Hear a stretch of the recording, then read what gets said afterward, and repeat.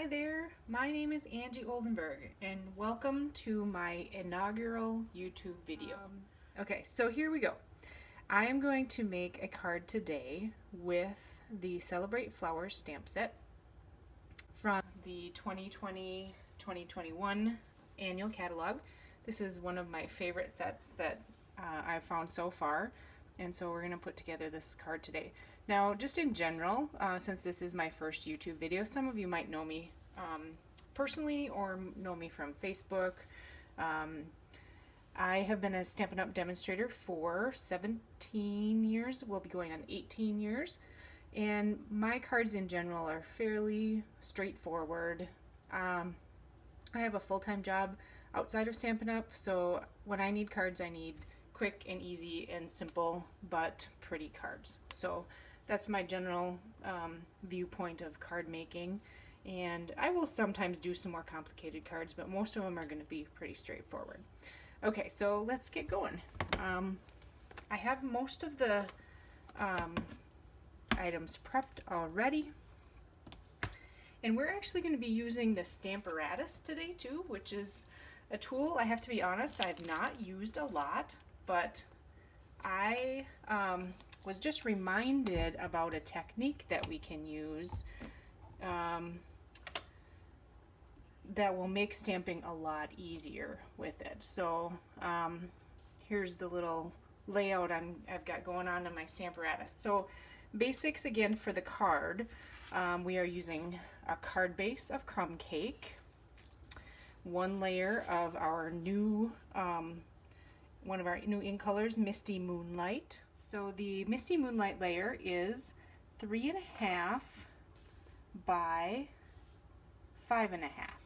So it's going to go across the length of the card. And actually I've already put it through the Tasteful Textile 3D embossing folder. So this is one of our new embossing folders from the new catalog. I absolutely love it. I've used it in a few projects already. So we're going to run that layer through that texturing folder. And then we're going to have scraps of Bumblebee, which is another one of our new ink colors, and scraps of Old Olive. And so I'm going to just show you this Stamparatus trick. So what you do, especially this works really well, especially if you're going to do a lot of cards and you're going to do, you know, an assembly line production of cards, so that you don't have to cut them out all individually. When I just did this with a class a while ago, I was originally only able to get, if I stamped it first and then die cut it, I was only able to get 2 sunflowers out of each half of a piece of paper, like this. So I didn't have enough room when I was stamping to make sure I had enough space between where I was going to die cut each of the pieces. But when I'm doing it this way and I cut out, so I'm using the sunflower dies, and I use this die and I just cut out the sunflowers in advance. I could fit 3 of them on this sheet. So it saves a little paper, and there's actually going to be enough room here. I saved this because the other stamp in the set is this small sunflower. So there's plenty of room on that Bumblebee paper to make smaller sunflowers. So I am going to save that and make another card. So what I did is, because I was doing this as a swap actually, and I wanted to do several of them, I cut out a bunch of them in advance. So you're going to go ahead and do that, and then I also cut out this layer that's going to go on top with this die, and then I cut out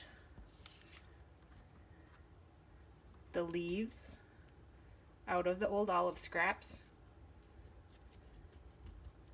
as well. So unstamped. See, I'm not stamping anything in advance. This is so I can use up my scraps of pieces of paper, get the most out of my budget if I'm saving paper. Okay, you're going to start with your grid paper in the Stamparatus, and you're going to ink up your sunflower, and you're going to stamp it. So wherever it ends up, doesn't matter. So then when you cut out your sunflower shape, you're going to use the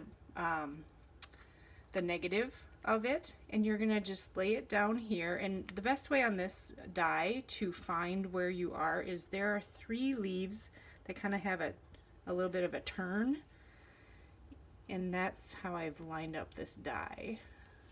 So you're going to center that so you have a nice white edge around it, and use just some washi tape to stick it down. And then I did the same thing with the leaves on the opposite side of the Stamparatus. So I just kind of put them off to the sides. And the better way to put it, I'm not going to do this now because I already have them in the right spot, but you put the stamp down on the Stamparatus, and then you pick it up, and then you ink it, and then you stamp it onto the paper. So that's how I set up the Stamparatus. And then again, I'd come in with the negatives and just tape this right over the top so it's evenly spaced. And then you're going to have perfect stamped images on your die cuts every time you do it. Because then what we're going to do, and I'll show you just a second here after I get this on. To stamp this, we're going to take the piece that we're going to stamp on, and we're going to just kind of tuck it right in there like that. And you're going to take your stamp pad, and I have to flip my side over again, and you ink up the flower. And I'm using crumb cake ink, and push evenly. Now the Stamparatus is nice that if you have difficulty with strength in your hands, or you shake a little bit, you're going to get a nice even image. And if for some reason it didn't ink up correctly, you can ink the flower back up and stamp it again. So we've got that layer, and then I'm just going to use my little take a pick tool and kind of pick it up. Kind of just lifts it right out of there. And I'm going to put this, make sure it's up to the corner here, and then put the leaves in where I want them, just in those negative spaces. And the leaves are unique. They're not going to go in the wrong spot here. They fit in like puzzle pieces. Sorry if my arms are in the way of the camera here. And then we got to turn this over and take the old olive ink pad and ink up both of the leaves, because you can stamp them both at the same time. And then just push it down. And there we have it. So we've got those pieces done as well. I'm going to close up my ink pads, and then I'm going to get my Stamparatus out of the way.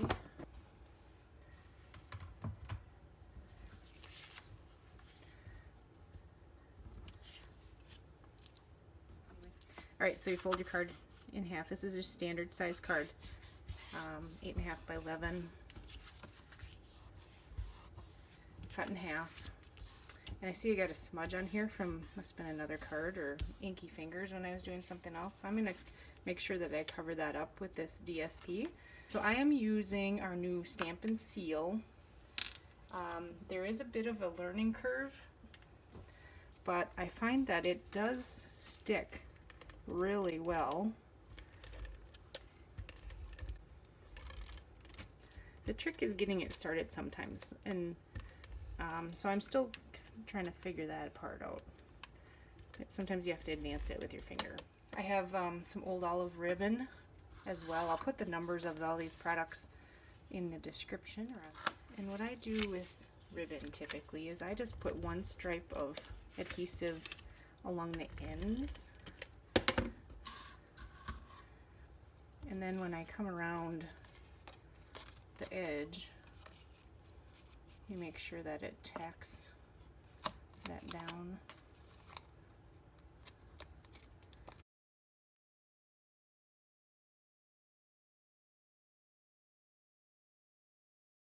Alright, and again, I'm going to put the finished card in here so you can see it. Then what I did was I kind of laid out where I wanted my flower to go, the direction I wanted it to go, and then kind of tuck the leaves behind it.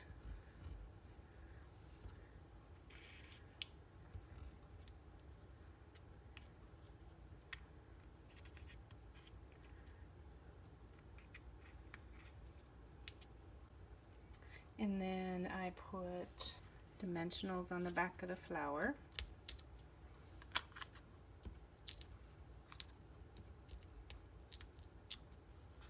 I just kind of randomly space them out. I'm not too particular.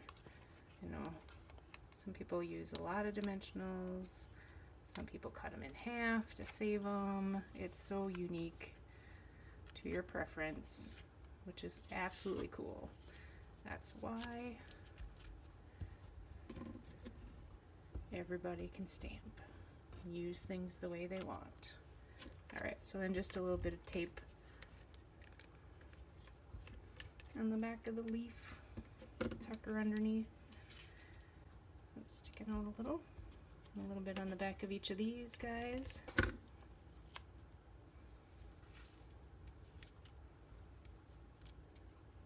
And then we have to stamp our greeting. Alright. So what I did for that is I just cut using scraps again. I always keep my white scraps and my vanilla scraps in a basket, kind of right where I'm stamping, and makes it super easy to just grab it for greetings. So this is a 1 inch by 4 1/4 inch. That is going to go perfect in our new punch. It's called the Lovely Labels Pick a Punch. And you can do 3 different sizes of each one of these shapes. And so I'm going to punch it first and then stamp on it, which is again a little bit backwards than what we normally do. So all of these, I always turn them over, and you're going to push it all the way into the end.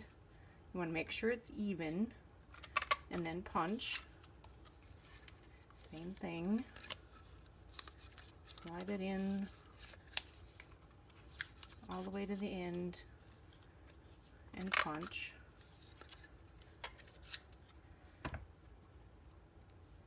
And then I'm going to stamp.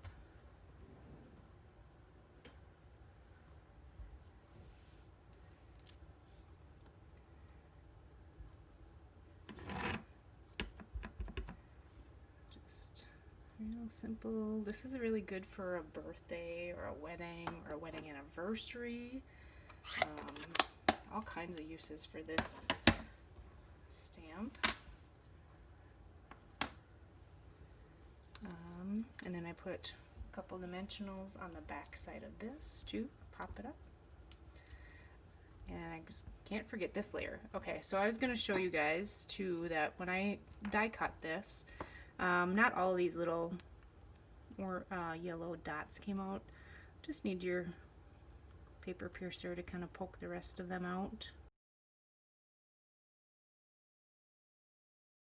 There we go. And then what I did for this is I just put a very little bit of adhesive just right on the solid piece back here. If you wanted the whole thing to be stuck down, you could put it on our adhesive sheets. But I kind of want it sticking up a little bit.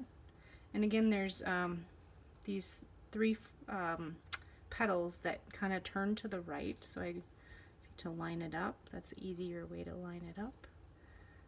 Kind of head those to the top so I know where I am, and then just tack it down, and then we'll put the greeting over the top of it.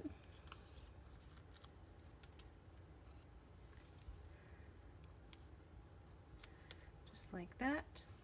And I think on this one, I don't know if I put anything on the inside. I think I put happy birthday. I'm gonna leave my other one blank, but you certainly could put a greeting on the inside for whatever occasion you are sending it for or giving it for. The other thing I'm gonna put on here is we've got the in color enamel dots that just add another little bit of bling. So I tend to use my paper piercer. These can sometimes be a little bit difficult to get up off of here, so kind of use that, get underneath them.